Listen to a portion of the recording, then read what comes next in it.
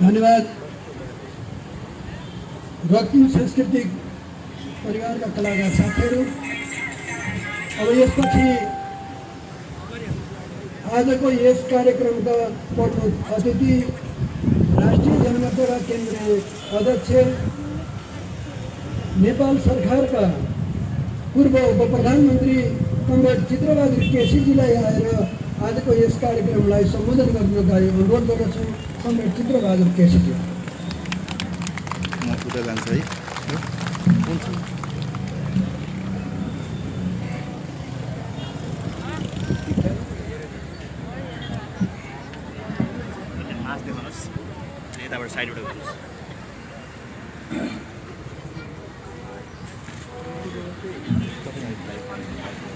राष्ट्रिय जनमोर्चा दाङको जिल्ला समितिले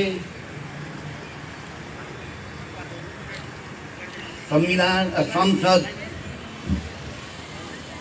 बेमौसममा विघटन गरेको सरकारको, खास गरेर ओली सरकारको विरुद्धमा आयोजना गरेको यो विरोध सभाका सभापतिज्यू, मञ्चमा आसीन मसालका प्रवक्ताज्यू, उपाध्यक्षज्यू र विभिन्न जनवरीय सङ्गठनका नेता साथीहरू, यो आजको हाम्रो यो विरोध सभालाई के भन्छन् यिनीहरूले भनेर सुन्न आउनुभएका सम्पूर्ण दाङवासी नेपाली दाजुभाइ दिदीबहिनीहरूलाई म हाम्रो पार्टी राष्ट्रिय जनमोर्चाको तर्फबाट हार्दिक स्वागत तथा अभिनन्दन गर्न चाहन्छु।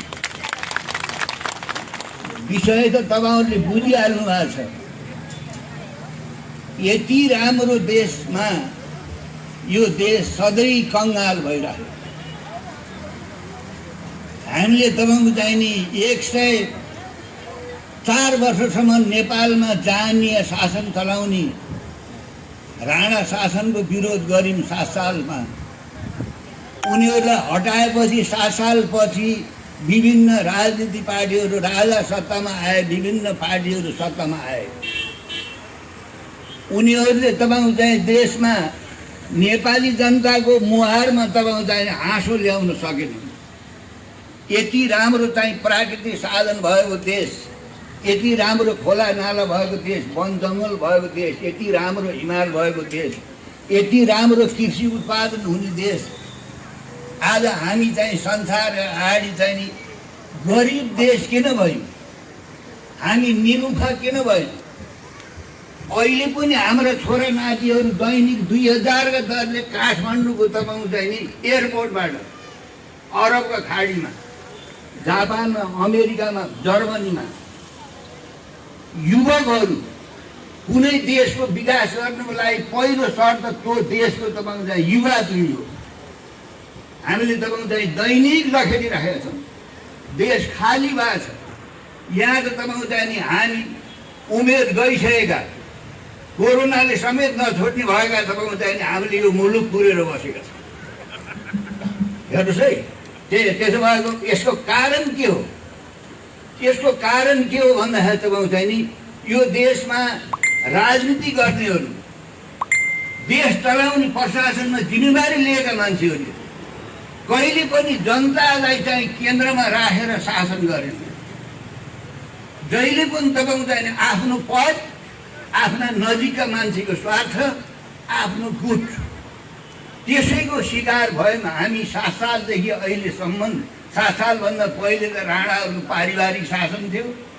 जनतालाई बोल्ने, लेख्ने, सभा सङ्गठन गर्ने, स्कुलमा पढ्ने कुनै अधिकारै थिएन। यहाँ धेरै जान्ने सुन्ने साथीहरू हुनुहुन्छ।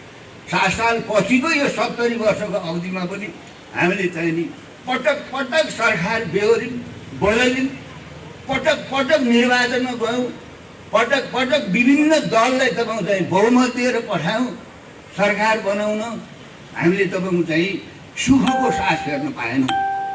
त्यस कारणले यो पछिल्लो पटकको घटना के हो भन्नुहुन्छ भने 7 सालपछि जब नेपालमा तपाईको चाहिँ प्रजातन्त्र आयो भनियो, सरकार बन्छ, 6 महिनामा, 10 महिनामा, 1 वर्षमा सरकार तपाईको चाहिँ विघटन हुन्छ। त्यो विघटन केले हुन्छ भने जनताको विरोधले हुन्न, त्यही पार्टीभित्रको झगडाले हुन्छ। त्यही पार्टीभित्रका मान्छे तपाईको चाहिँ जनताको समृद्धि कसरी गर्ने, देशको अस्मिता कसरी बचाउने, देशमा तपाईँको चाहिँ नि गरिबी कसरी हटाउने, देशको राष्ट्रियता कसरी जोगाउने भन्दा पनि तपाईँको चाहिँ आफ्नै पार्टीभित्रको मारामारी, आफ्नै पार्टीभित्रको लुछाचुडी, त्यसका कारणले तपाईँको चाहिँ उनीहरूको स्वार्थले, उनीहरूको गुटगत स्वार्थले देश चाहिँ शिकार भइरहेको छ। 17 सालमा तपाईँको चाहिँ 17 सालभन्दा पहिलो आम निर्वाचन भयो। यहाँ पुराना साथीहरूलाई थाहा छ, 109 सिट थियो त्यति बेला संसदमा, 74 सिट नेपाली काङ्ग्रेसले प्राप्त गर्यो। आखिरी तपाईँ नेपाली काङ्ग्रेसी मान्छेहरू गएर राजासँग मिले, राजासँग मिलेर तपाईँ त्यत्रो 2/3 बहुमत 109 सिटमा 74 सिट ल्याएको नेपाली काङ्ग्रेसलाई, नेपाली काङ्ग्रेस भित्रैका तपाईँको चाहिँ जिम्मेवार नेता अहिले उहाँहरू हुनुहुन्न, तुलसीगिरीहरू बितेर जानुभयो। उहाँहरूले चाहिँ राजालाई उक्साएर ल अब यो काङ्ग्रेसलाई चाहिँ लगेर चाहिँ हाल्नुपर्छ जेल भनेर तपाईँको चाहिँ विघटन गराइदिए। हामीले 30 वर्ष सजाय खानु पर्यो। निरङ्कुश राजतन्त्रले तपाईँको चाहिँ सबै पार्टीमाथि प्रतिबन्ध लगाएर तपाईँ हामीले चुनेका मन्त्रीहरू सब जेल खान, पार्टीका चाहिँ बारेमा मुख पनि खोल्न नपाइने, तपाईँ हामी त्यसको शिकार भयौँ र 30 वर्ष हामी लड्यौँ। 30 वर्ष लडेर तपाईँको चाहिँ पञ्चायती व्यवस्था फालियो। त्यसपछि 46 सालपछि तपाईँको चाहिँ सरकार बने, कहिले नेपाली काङ्ग्रेसको बन्यो। हेर्नु 46 सालमा हामीले चाहिँ संसद तपाईँको चाहिँ अब चाहिँ यो पञ्चायती व्यवस्थालाई चाहिँ हटाइसकेपछि चुनाव भयो 48 सालमा तपाईँ देख्नुभयो काङ्ग्रेसले चाहिँ राम्रो बहुमत ल्यायो। बहुमत ल्याएर त्यसले तपाईँ चाहिँ नि 5 वर्ष चाहिँ शासन चलाउने उसको हातमा तागत थियो। काङ्ग्रेसभित्र के भइदियो भने एकातिर 36 जना एकातिर 74 जना भएर मारामार अहिलेको नेकपाको भित्रको जो रतौली छ जो लडाइँ छ त्यही लडाइँ तपाईँको चाहिँ नि 48-51 सालमा चाहिँ लडे काङ्ग्रेसभित्र। तत्कालीन प्रधानमन्त्री गिरिजाप्रसादले तपाईँ चाहिँ नीति र कार्यक्रम पेश गरे। बजेट ल्याउनुभन्दा पहिले चाहिँ सरकारको 1 वर्षको नीति के हुने, शिक्षा नीति के हुने, परराष्ट्र नीति के हुने, औद्योगिक नीति के हुने, विभिन्न स्वास्थ्य नीति के हुने, त्यो नीति र कार्यक्रम बजेट आउनुभन्दा पहिले आउँछ। त्यो बजेट आउनुभन्दा पहिले तपाईँ चाहिँ नि काङ्ग्रेसभित्रको झगडा, काङ्ग्रेस दुईवटा खेमामा 36 जनाको एउटा गुट, 74 जनाको एउटा गुट चाहिँ 74 र 36 तपाईँलाई थाहा छ। नेपाली काङ्ग्रेस यहाँ साथीहरू हुनु होला, कुनै फालिने हो तपाईँ फालिनु परेन, तपाईँको पार्टीको इतिहासमा बताएको हेर्नुहोस् है। अनि आफ्नो प्रधानमन्त्रीले पेस गरेको नीति र कार्यक्रममा ती 36 जनाले बहिष्कार गर्थे, त्यो नीति र कार्यक्रम पासै भयो। अब त्यो नीति र कार्यक्रम पास नभएपछि गिरिजाप्रसादजीले नै अहिले ओलीले भने जस्तो मलाई कामै गर्न दिएनन्, मेरो हात खुट्टा बाँधे प्रचण्ड र माधवले झल्नाथे, मलाई पाइलो चल्न दिएनन्, मलाई पानी खान दिएनन्, मलाई भित्रबाट बाहिर निस्कन दिएनन् भनेर भनिरहेको छ नि अहिले ओलीले। ठिक त्यति बेला चाहिँ गिरिजाप्रसाद कोइरालाले त्यही भन्नुभयो। उहाँले पार्टीभित्र त्यो विवाद भएछ, झगडा भएछ, पार्टीभित्रको अन्तर्विरोध त्यही किसिमले त्यसको शिकार हामी भयौँ। नेपाली जनता भयो करोडौँ रुपियाँ तपाईँले हामीले तिरेर एउटा चुनाव सम्पन्न हुन्छ, अनि त्यहाँ तपाईँ चाहिँ विश्वास गरेर पठाएकाहरू त्यहाँ गएर मारामार गर्छन्। मारामार यी गरिब जनतालाई यसरी चाहिँ विकास गर्नुपर्छ भनेर होइन, देशमा तपाईँ चाहिँ उद्योग धन्दा यसरी खोल्नुपर्छ भनेर होइन, जनताको लागि शिक्षा नीति यो हुनुपर्छ भनेर होइन, जनताको लागि रोजगारी दिनको यो चाहिँ कल कारखाना खोल्नुपर्छ, मोल कारखाना खोल्नुपर्छ देशमा भनेर होइन। झगडा काङ्ग्रेसभित्रको झगडा के हो भने तिम्रा नजिकका मान्छेले ठेक्का पाए, तिम्रा नजिकका मान्छेले मन्त्री पाए, तिम्रा नजिकका मान्छेले राजदूत पाए, म तिम्रो काङ्ग्रेसमा लाएर के पाएँ? ल भन म के पाएँ? तिम्रो पछाडि किन ला? झगडै त्यही। त्यो 48 सालको त चाहिँ त्यो गिरिजाप्रसादको स्पष्ट बहुमत चाहिँ।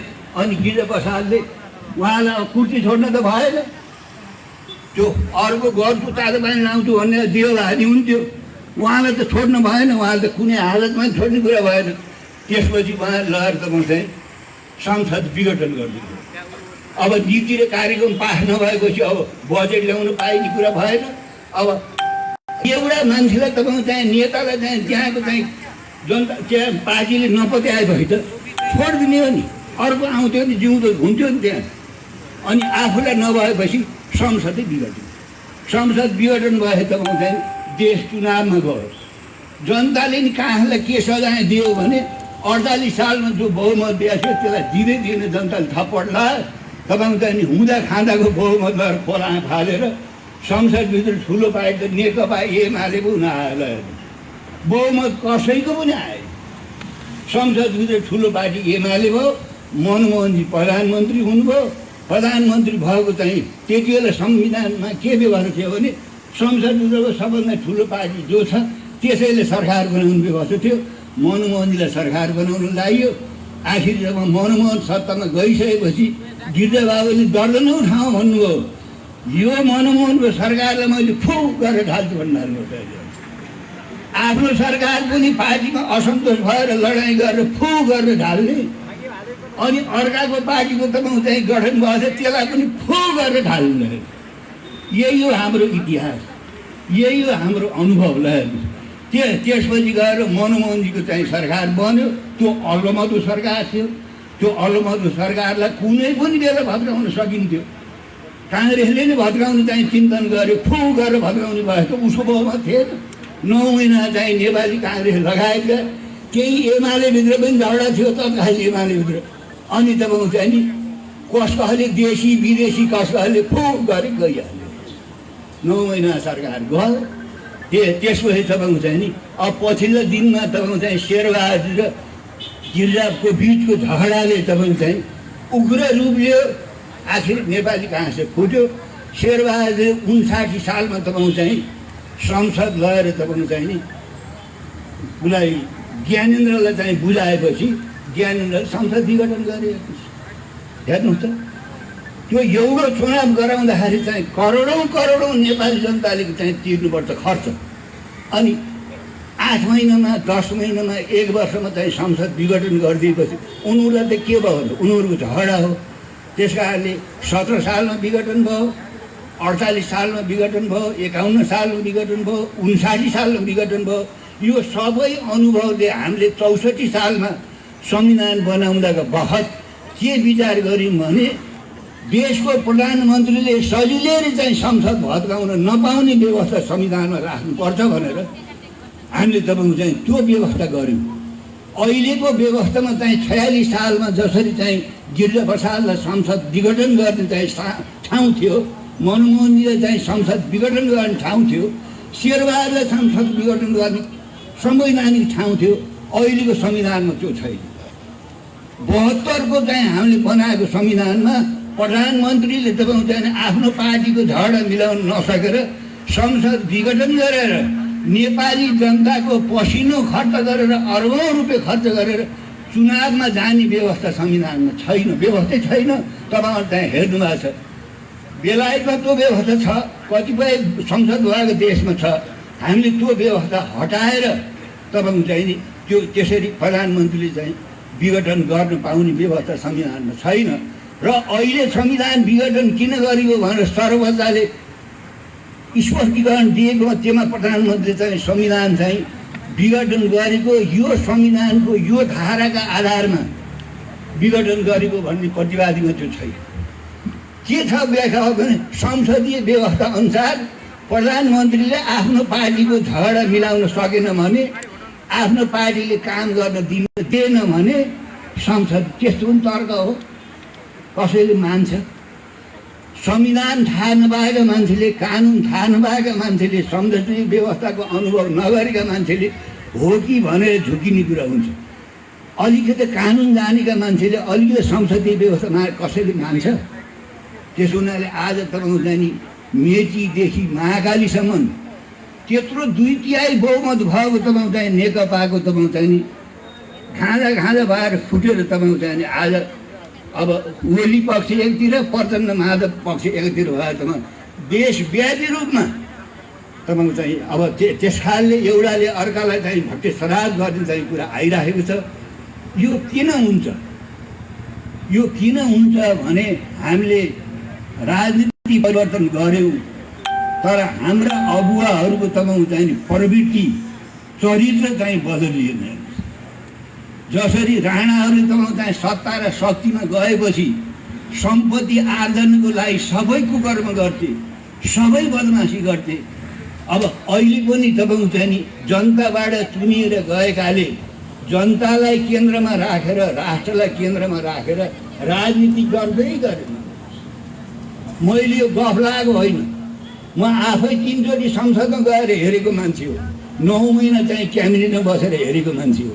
नेपालमा त के रहेछ भने तपाईँको चाहिँ नि राजनीति गर्ने भनेको सबभन्दा तपाईँको चाहिँ कमाइ खाने भाँडो। जति सकेको छिटो कमाउन तपाईँले चाहनुहुन्छ भने राजनीति पार्टी नै लाउनुहोस्, त्यसमा पनि जो सत्तामा जानेवाला छ त्यसमा लाउनुहोस्, त्यताबाट तर मार्न पाइन्छ। तपाईँले पसल थाप्नुभयो भने गागे आएर सामान किनिदिएर नाफा हुने हो, नत्र तपाईँ टाढ पल्टने हो। तपाईँले उद्योग खोल्नुहुन्छ, तपाईँको चाहिँ उद्योग चाहिँ सफल हुन्छ भन्ने केही छैन। तपाईँले जागिर खानुहुन्छ, त्यो पनि केही सफल छैन। तपाईँले त्यो अरू व्यवसाय भन्दा नेपालमा के रहेछ भने तपाईँ चाहिँ सत्तामा जानुपर्छ, जुनसुकै मूल्य चुकाएर पनि सत्तामा जानुपर्छ, शक्तिमा जानुपर्छ। त्यसपछि सबभन्दा ठुलो चिन्तन कमाउनुपर्छ। देश जहाँसुकै जाओस्, जनता जहाँसुकै जाओस्, त्यही हो झगडा। अहिले पनि तपाईँको चाहिँ नि नेकपाभित्रको तपाईँले देख्नुभएको छ, लगभग तपाईँको चाहिँ नि यो सत्ता बनेपछिको झगडा तपाईँको चाहिँ नि देशलाई राष्ट्रियकरण यो औद्योगिकरण कसरी गर्ने, देशमा उद्योग धन्दा कसरी खोल्ने, त्यसको झगडा त होइन नि, दुई थरीको झगडा। यत्रो चाहिँ कृषि प्रधान देशमा एउटा मोलको कारखाना छैन। ल भन्नुहोस्, हिजो प्रजातन्त्रका कुरा गर्ने, समाजवादको कुरा गर्ने हामीले भन्नुहोस् त तपाईँ, एउटा मोलको कारखाना छैन यो मुलुकमा। ल त्यसमा झगडा त होइन नि। हाम्रा छोरा नाति दैनिक 2000 का दरले एयरपोर्टबाट चाहिँ विदेश जान्छन्, तिनलाई रोजगारी दिनको लागि हामीले कारखाना के खोल्ने भन्ने त्यस विषयमा झगडा होइन। विदेशीले भूभाग तपाईँ चाहिँ कब्जा गरेका छन्, दिनदिनै नेपाललाई सिक्किम बनाउने योजना साथ आइरहेका छन्, त्यसको सामना कसरी गर्ने भन्ने झगडा होइन। भ्रष्टाचार छ, तपाईँलाई थाहा छ। ललित निवास घटना भन्छ तपाईँ चाहिँ, बालुवाटारको घटना 1 नम्बर तपाईँको चाहिँ त्यो बालुवाटारको घटना अहिलेको सरकारको मात्रै पालामा भएको होइन। धीर शमशेरका राणाहरूका धीर शमशेरका 17 भाइ छोरा थिए। 17 भाइ छोरामा तपाईँको चाहिँ नि सम्मत चाहिँ विक्रम सम्मत 1986 मा भीम शमशेर प्रधानमन्त्री भए, श्री 3 भएपछि उनले केही तपाईँको चाहिँ अहिले जहाँ हामीले चाहिँ बालुवाटार ललित निवास भन्छौँ त्यहाँ उनले 279 तपाईँको चाहिँ नि रोपनी जग्गा खरिद गरे आफ्नो नाममा। त्यो जग्गा उनका छोरा नातिमा गयो, नातिया पालामा गइसके, सुवर्ण शमशेर पालामा गइसके तपाईँको चाहिँ नि 17 सालको चाहिँ राजा महेन्द्रले घटना घटाउने बेला सुवर्ण शमशेरले सुइँको पाएर उनी कलकत्ता भागे। त्यो भागेका कारणले सरकारले त्यति बेलाको पञ्चायत सरकारले कानुन बनाएर सुवर्ण शमशेरको तपाईँको चाहिँ नि त्यो जुन जग्गा थियो उनको त्यो चाहिँ त्यो अहिलेको चाहिँ जो हामीले ललित निवास भन्छौँ त्यो जग्गालाई कानुन बनाएर सरकारले अधिग्रहण गर्यो, सरकारले लियो। त्यो जग्गामा तपाईँको चाहिँ नि त्यो जग्गामा त्यहाँ हुँदै नभएको मोही देखाएर 46 सालपछि तपाईँको चाहिँ पालो गरी सरकारमा जानेहरू कोही चोखा छैन। 172 त्यो तपाईँको चाहिँ रोपनी जग्गामा तपाईँको चाहिँ त्यहाँ काङ्ग्रेसी नेताहरूले पनि खाएका छन्, न्यायाधीशहरूले खाएका छन्, आफूलाई साम्यवादी समाजवादी भन्नेले त्यो चाहिँ सरकारी जग्गा खाएका छन्। कसरी खाएका छन् त उहाँहरू भन्दाखेरि सुकुम्बासीलाई चाहिँ जग्गा दिएको देखाएर हेर्नुहोस् त, राजधानी जस्तो ठाउँमा त्यही हो झगडा। तपाईँ ललिता निवास भन्ने हेर्नुहोस्, त्यो 229 रोपनी जग्गा तपाईँको चाहिँ त्यो जग्गा जुन तपाईँ 3 पुस्तादेखि त्यहाँ राणाहरूले खाँदै आएको थिए। सुवर्ण शमशेरको भागको तपाईँको चाहिँ जग्गा तपाईँको चाहिँ अधिग्रहण गरे, राजाले तपाईँको चाहिँ भागेर कलकत्ता गएको हुनाले त्यही जग्गामा तपाईँको चाहिँ पालो गरी त्यो झगडा छँदै धेरैलाई थाहा छैन। तपाईँ हामीले सुन्ने के हो भने बालुवाटारको जग्गा, बालुवाटारको जग्गा यिनीहरू पनि मिसिया छन् अहिलेका पनि। त्यो 46 सालपछिको कुनै प्रधानमन्त्री चोखो छैन त्यहाँ। तर के कुरा यिनीहरूको मिल्छ भनेर भन्दाखेरि त्यो मुद्दालाई कडाइपूर्वक तपाईँको चाहिँ कार्यान्वयन गर्ने कुरोमा यिनीहरूको त्यसमा कुरा हुने, सत्ता पक्ष प्रतिपक्ष तपाईँको चाहिँ मिलेर खाने कुरा, भ्रष्टाचार गर्ने कुरा, वाइड बडीको कुरा तपाईँ सुन्नुहुन्छ नि। ठुला जहाजको एउटा इन्जिन किन्दाखेरि तपाईँको चाहिँ अरबौँ रुपियाँ लाग्दो रहेछ।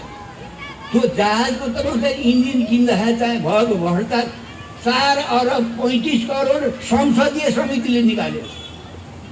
त्यसमा अब अहिलेको चाहिँ नेकपा पनि मिसिएको हुनाले, हिजोका नेपाली काङ्ग्रेसका चाहिँ मित्रहरू सामेल भएको हुनाले दुई थरी नै बोल्दैन। किन बोल्दैन भने माछो बोल्न किन सक्दैन अरे भने गऱ्यो भने मुहा पानी पर्छ, नबोलिकन दिन्छ। त्यसो हुनाले भ्रष्टाचार गर्ने कुरामा, देशको राष्ट्रियता सार्वभौमता र अखण्डताको सौदाबाजी गर्ने कुरामा यिनीहरूको बिचमा झगडा हुन्न, झगडै छैन। झगडा केमा छ त भनेर भन्दाखेरि उनीहरूले आफूलाई जे नाम राखे पनि, समाजवादी नाम राखे पनि, कम्युनिस्ट नाम राखे पनि, मुख्य उनीहरूले तपाईँको चाहिँ विकास गरिदिने भनेको भूमाफियाहरूको, जग्गाको कारोबार गर्ने भूमाफियाहरू, शैक्षिक तपाईँको चाहिँ माफियाहरूको, मेडिकल माफियाहरूको, उनीहरूले मुख्य प्रतिनिधित्व स्वार्थको सिद्धि गर्ने। अहिलेको यो बिचमा पनि 2 वर्षको अवधिमा ओलीलाई करोडौँ रुपियाँ दिएर चुनावमा मद्दत गर्ने तपाईँको चाहिँ भूमाफियाहरू, मेडिकल माफियाहरू, शैक्षिक माफियाहरू, उनीहरूले लुनाछन् तपाईँको चाहिँ प्रचण्डजीहरू, चाहिँ माधवजीहरू, झलनाथजीहरूका चाहिँ ती ठेकेदारहरू, ती माफियाहरू, तिनीहरू तपाईँको चाहिँ चुरो पाडा सभा छन्। ओलीले एक लौटी तपाईँको चाहिँ रजाइ गरेका छन्, परबाट चाहिँ हारेको गोरु चाहिँ टुलु हेर्नु पर्यो। कुरा त त्यो हो नि। ल भन्नुहोस्, प्रचण्डजीले, माधवजीले, ओलीजीले देशमा यो कारखाना खोल्न पर्यो, देशमा यो उद्योग खोल्न पर्यो, देशबाट भ्रष्टाचार निर्मूल गर्नु पर्यो। यो भ्रष्टाचारलाई कारबाही किन नगरेको भनेको तपाईँले सुन्नुभएको छ, उहाँहरूले सुन्नुभएको छ। एउटा नाम राखेका छन् कम्युनिस्ट पार्टी। कम्युनिस्ट पार्टीको एक दिन बैठक, एउटा बैठक बालुवाटारमा, एउटा बैठक खुमलटारमा, एउटा बैठक तपाईँको चाहिँ यहाँ चाहिँ कोटेश्वरमा। त्यस्तो हुन्छ कम्युनिस्ट पार्टी, त्यस्तो हुन्छ। तर के गर्ने, राखिदिएका छन् नाम। अब कम्युनिस्ट पार्टीको त्यस्तो हुन्छ, पार्टीभित्र झगडा हुन्छ। हामी पनि तपाईँको चाहिँ 20औँ 30औँ 40औँ 50औँ वर्ष पार्टी चलाएर आएको मान्छे। पार्टीभित्र समस्या हुन्छ, पार्टीभित्र अन्तर्द्वन्द्व हुन्छ, पार्टीभित्र विरोध हुन्छ, त्यसको समाधान गर्ने प्रक्रिया हुन्छ, तरिका हुन्छ। त्यो तरिका अनुसार संसारका पार्टी चलेका छन्। यहाँ त भन्नुहोस् त, स्वयं तपाईँको चाहिँ ओलीजी अर्लभन्दा पर्छु, मैले खाइपाइ आएको दाना पानीबाट वञ्चित हुन्छु भनेर बैठकै नगइदिने। के गर्नु, बैठकमा नगइदिने के गर्ने? कार्यालयको बैठकमा नजाने, सचिवालयको बैठकमा नजाने। अब केन्द्रीय समितिको बैठक त यो चाहिँ कोरोना बेला बस्ने कुरा नि भएन। अब तपाईँको चाहिँ 4000 हो कि कति, 700को तपाईँको चाहिँ केन्द्रीय कहाँ बस्नु? जोलाई तपाईँको चाहिँ केन्द्रीय समितिको सदस्य हुनु मलाई 3 त्यस्तो हुन्छ पार्टी। त्यसो भयो हुनाले उहाँहरूको झगडा तपाईँको चाहिँ नि विशुद्ध तपाईँको चाहिँ नि गुटगत स्वार्थ। र साथसाथै ओली कहाँ पुग्नुभयो भने कुनै बेला ओलीले तपाईँको चाहिँ देशको राष्ट्रियतामाथि महाकाली सन्धिकै बेलामा 54 सालमा उहाँले भन्नुभएको नेपाली जनता अगाडि, यो महाकाली सन्धि पारित गर्ने हो भने 1 खर्ब 20 अर्ब रुपियाँको बिजुली हामीले बेच्न पाउँछौँ, नेपाली जनताले पाउँछन् भने प्रत्येक वर्ष 1 खर्ब 20 अर्ब। ल भन्नुहोस्, त्यति बेला पशुपति शमशेर जल स्रोत मन्त्री थिए। उनले भने नेपालमा घाम अब पश्चिमबाट उदाउने गयो भने। प्रकाश रोली परराष्ट्र मन्त्री थिए। अहिले यिनले राष्ट्रियताको कुरा गरेर बुरुक्क उफ्रन्छ लगायो। अब आश्चर्य, सिट्टा खाने भित्र लगायो, ढिँडो खाने जोला भने जस्तो ल भन्छ। अहिले यिनी पो उफ्रन्छ नि त। अहिले यिनी उफ्रिराखेका छन्। त्यसो हुनाले मैले तपाईँलाई सुरुमै भने नेपालमा राजनीति गर्ने भनेको तपाईँको चाहिँ लुट नै रहेछ, ठग नै। फेरि हामी कस्ता भयौँ नि, हाम्रो पनि विचार गरेर तपाईँको चाहिँ जब चुनाव आउँछ, जब उनका मतियारहरू, जब उनका बिचौलियाहरू, जब उनलाई पैसाले मद्दत गर्ने ठेकेदारहरू, तस्करहरू, काला बजारियाहरू नोटका बिटा ल्याएर टुप्पीमा देखाएर हिँड्छन्, हामी झल्ला भइहाल्छौँ। हामी फसिहाल्छौँ। हामी त सरकारी मतदाता पो भयौँ। उनीहरूले त्यसै ठगेका छन् त। हामीले लासै दिएर पठाएको हो नि। अहिले साथीहरूले यहाँ तपाईँहरूले भन्नुहुन्छ सङ्घीयता काम नलाउने भयो। किन काम लगाउनु हो त? पहिले तपाईँको चाहिँ सिंहदरबारमा एउटा मन्त्रीमण्डलमा झगडा हुन्थ्यो। यो संसद विघटन भए, मन्त्रीहरू बिचमा झगडा भए, सिंहदरबारभित्र हुन्थ्यो, चन्द्र संसदले बनाएको सिंहदरबारभित्र। अहिले त 7 ठाउँ छ झगडा, 7 ठाउँ छ संसद। तपाईँहरूको चाहिँ यहाँ आजकल यतातिर भालुवाङमै कता घुम्छ होइन, त्यहाँ पर्दै यता आएछ अहिले फेरि। हेर्नुहोस्, काठमाडौँको 3 नम्बरको तपाईँ हेटौँडा डुलाएको छन् त्यहाँ।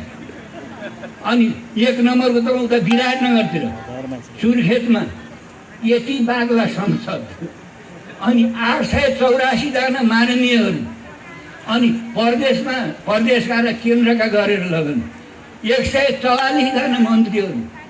खर्चनुपर्छ, कहीँ जानुपर्छ, केले पाल्नुहुन्छ तपाईँ? ल भन्नुहोस्, छोरा नाति अरबमा पठाउनु भएको छ, उनीहरूले कहिले पैसा पठाउँछन्, कहिले अरबबाट चाहिँ काठा बागसँग आउँछन् छोरा नाति। त्यही पैसा लिएर हामीले बहुराष्ट्रिय कम्पनीले यहाँ चाहिँ नेपालमा पैठारी गरेको, नेपालमा पठाएको बहुराष्ट्रिय कम्पनीको रासन पानी खान्छौँ। हाम्रो मुख्य खानकी चाउचाउ हेर्नुहोस् है। अब हामीले कोदो रोप्ने झ्याल किन गर्ने, धान किन रोप्ने, हामी कहाँ पुगेका छौँ भन्नुहोस्, कहाँ पुगेका छौँ हामी। त्यसो भएको हुनाले हामीले तपाईँको चाहिँ नि राणा फाले पनि, राजा फाले पनि, पञ्चायत फाले पनि हामीले नेपाली राजनीति गर्ने नेताहरूको प्रवृत्ति हामीले बदल्नै सकेनौँ। र सत्ता र शक्तिमा जाने, प्रशासनमा बस्नेहरू, जिम्मेवारी लिने मान्छेहरूको अन्तमा प्रवृत्ति हामीले बदल्नै सकेनौँ।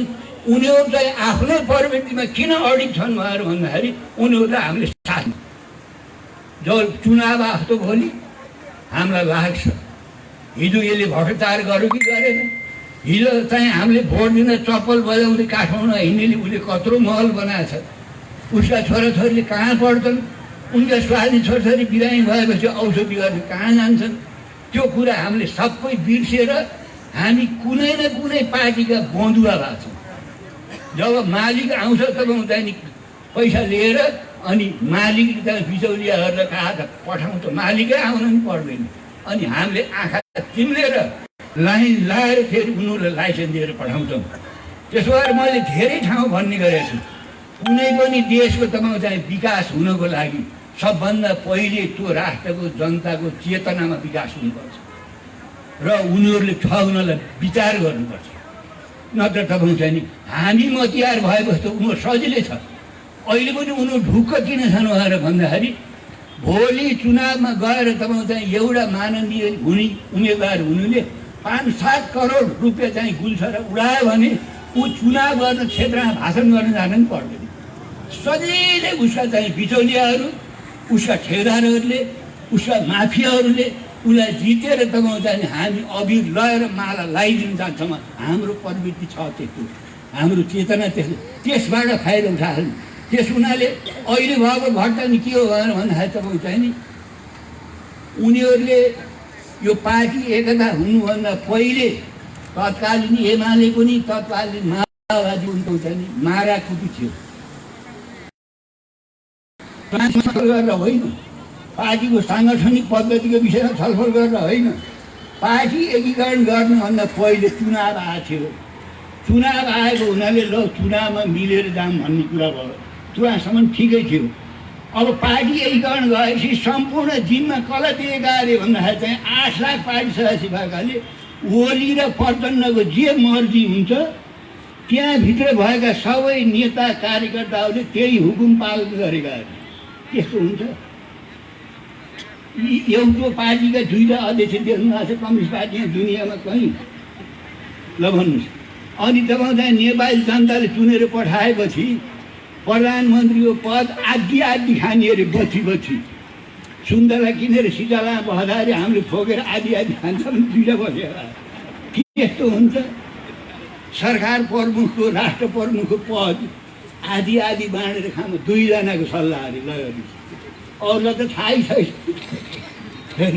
त्यस हुनाले अब ओलीजीले चाहिँ, ओलीजी त चलाख मान्छे, ओलीजीले के गर्नुभयो भने त्यो ज्यान गए पनि त्यो 2-2.5 वर्ष काटेपछि प्रचण्डलाई त्यो पद छोड्ने कुरा बरु परान छोड्ने, त्यो पद छोड्दै नछोड्ने भएपछि गएको मङ्सिरमा प्रचण्डजीले बहादुरका साथ छाती आएर भन्नुभयो 5 वर्ष भयो तिमीले नै खाऊ नदेशी क्या।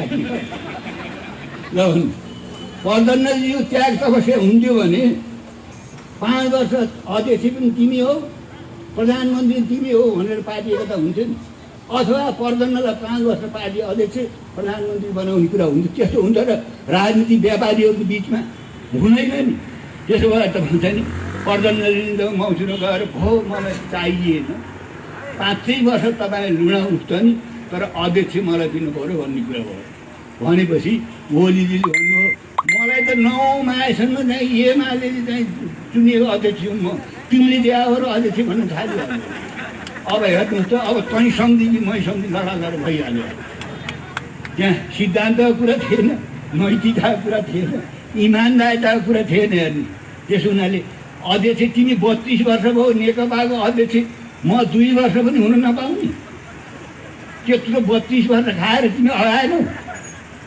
अब मैले दिनु चैतामा आएछन् हुन्छ, त्यतिखेर जित्यो भने लैजाऊ भन्न थालेपछि अनि अब अर्को घटना के छ भने इनुर मात्र भित्रको झगडा मात्रै होइन। हाम्रो लिम्पिया धुरा लिपुले कालापानी भारतले हडप गरेको त तपाईँलाई थाहा छ नि। 2032 सालसम्म त नेपालको नक्साभित्र छ नि त। भारतले कसरी हडप गरेको छ भने 372 वर्ग किलोमिटर हाम्रो भूभाग यही नजिकैको दार्चुला जिल्लाको हेर्नु त। अनि त्यो भइसके तपाईँ चाहिँ नि त्यो नक्सा भारतले तपाईँ चाहिँ अहिले गए कार्तिकमा तपाईँ चाहिँ नि भारतले आफ्नो नक्सा सामेल गरेपछि नेपालमा खैरबेर भयो। तपाईँ हामी सब सडकमा निस्क्यौँ, संसदमा ठुलो छलफल भयो र तपाईँ चाहिँ भारतसित हाम्रो वर्तमान प्रधानमन्त्री परराष्ट्र मन्त्रीले हामीले कुरा गर्नु पर्यो। यो बेठिक भयो भनेपछि भारतका शासकहरूले के भने, त्यहाँका शासकहरूले भने यो कोरोना छ, यो कोरोना सकिएपछि बात व्यवहार गरौँला। हेर्नु त, त्यत्रो भूभाग जबरजस्ती अपहरण गरेछ। त्यसो हुनाले तपाईँ यो कोरोना हटो र छलफल गरौँला भन्दै गए, कोरोना हटेको छैन। जब नेकपाभित्र महाभारत सुरु भयो पदको लागि, शक्तिको लागि, सत्ताको लागि, अनि भारतबाट ओहिरो लाग्न थाल्यो। भलोदेखि तपाईँ चाहिँ 4वटा जिम्मेवार मान्छेहरू आएन अहिलेसम्म। ल भन्नुहोस् त, भारतबाट चाहिँ रहको प्रमुख आएछ, तपाईँलाई थाहा छ। तपाईँ चाहिँ भारतको सिआइडी विभाग प्रमुख त्यसै आउँछ यहाँ। ल भन्नु, सेनाको कमान्डर इन चिफ आएछ यहाँ नेपालमा। किन आएछ भन्दाखेरि चाहिँ अब यिनीभित्रको झगडाबाट अब फाइदा उठाउनुपर्छ। मुख्य कुरा त त्यो हो नि। पटक पटक 4वटा जिम्मेवार मान्छे आएछन् यहाँ नेपालमा। आएर ओलीलाई उचाले नलेउ सौता मै छोरो पाइदिउँला भन्ने गीत छ नि गाउँहरू। हेर्नु, संसद विघटन गर हामी भयो। ल भन्नुहोस्, अरूलाई तह लाउने हामी भयो। हेर्नु त, त्यो आश्वासन नपाइकन ओलीले यत्रो उपद्रो गरेको छ। हेर्नुहोस् है, अब चाहिँ ल हामी भयो भनेपछि तपाईँ चाहिँ नि जुन सेनाको कमान्डरले हाम्रो नक्सामा चाहिँ लिम्पिया धुरा लिपुले कालापानी हामीले नेपालको नक्सा सामेल गरेपछि भारतको तपाईँ चाहिँ प्रधान सेनापतिले यो अरूले उचालेर गराएका हुने हो भनेको छ। त्यसो भन्ने चाहिँ हाम्रो विरोधमा त्यस्तो दुर्वाच्य बोल्ने तपाईँ चाहिँ प्रधान सेनापतिलाई यहाँ ल्याएर राष्ट्रपतिको हातबाट तपाईँ चाहिँ नि मान चाहिँ जर्नलको मान दिएको छ। के हो त्यो? हामीले यदि त्यसै गरे अब भारतले हामीलाई बोलाउँथ्यो, स्वागत गर्थ्यो, अभिनन्दन गर्थ्यो हामीलाई भन्थ्यो। त्यसपछि तपाईँ चाहिँ नि भाजपा पनि तपाईँ केन्द्रीय सदस्य आएछ, परराष्ट्र मन्त्री आएछ। आएकै के हो भन्नुहुन्छ भने नेकपालाई घाँजा गराउने, फुटाल्ने, संसद विघटन गर्ने। त्यसपछि रमिता हेर्ने। मुख्य कुरा त त्यही हो नि। अब ओलीले नि के भयो भने अब प्रचण्डले चाहिँ पद खोज्ने नै भए। माधव र ओली प्रचण्डको पछि लाएर हिँडिरहेका छन्, भीमराव समेत। अब मर्ता है तो क्या न करता है। अनि भारतीयहरूको तपाईँ चाहिँ सहयोगमा, समर्थनमा तपाईँ चाहिँ उहाँले यस खालको तपाईँ चाहिँ गलत काम चाहिँ गर्नुभएको छ। भोलि इतिहासले प्रमाणित गर्छ। त्यति मात्रै होइन, नेपाल कस्तो ठाउँमा छ? यता ठुलो भारत छ, यता ठुलो चीन छ। उनीहरू दुईटै विकसित देश छन्। अहिले चीन पनि तपाईँ चाहिँ शक्तिशाली भएको छ संसारमा। उसले पनि तपाईँ अमेरिकालाई आछु पारेछ, बजार उसलाई पनि चाहिएछ। नेपाल तपाईँ चाहिँ चीनलाई चाहिएछ, नेपाल तपाईँ चाहिँ भारतलाई चाहिएछ। उसले त खाने उनीहरूलाई अमेरिकालाई चाहिएछ। नेपाल किन चाहिएछ भन्नु? चीनलाई तपाईँ चाहिँ तराउनको लागि नेपाललाई चीनलाई चाहिएछ, अमेरिकालाई। उसले एमसिसी योजना आएछ। यहाँका जिम्मेवार मान्छेहरूले भने अरे, म हिजो आउँदाखेरि भने हाम्रो साथीहरू, हामीले अमेरिकाले दिने चाहिँ 54 अरब रुपियाँ लिएर चाहिँ 6 लाइन यहाँ चाहिँ बाटो बनाउनलाई भनेका थियौँ, मोटर बाटो। तिमीहरूले मान्छौ र विरोध गर्यौ भनेर चाहिँ उफ्रेका यहाँका चाहिँ जिम्मेवार मान्छेहरू, नाम नलिउँ। हेर्नुहोस् त, नेपालीहरूको बाटो मुक्त गराउनको लागि अमेरिकाले पैसा हाल्छ। नेपालीहरूको विद्युत लाइनसँग पछाडि विदेश लानको लागि अमेरिकाले पैसा हाल्छ। यो त लाटाले नि जान्ने कुरा हो। त्यसो भएको हुनाले अमेरिकाले त म चाहिँ त्यो पैसा यहाँ हालेको किन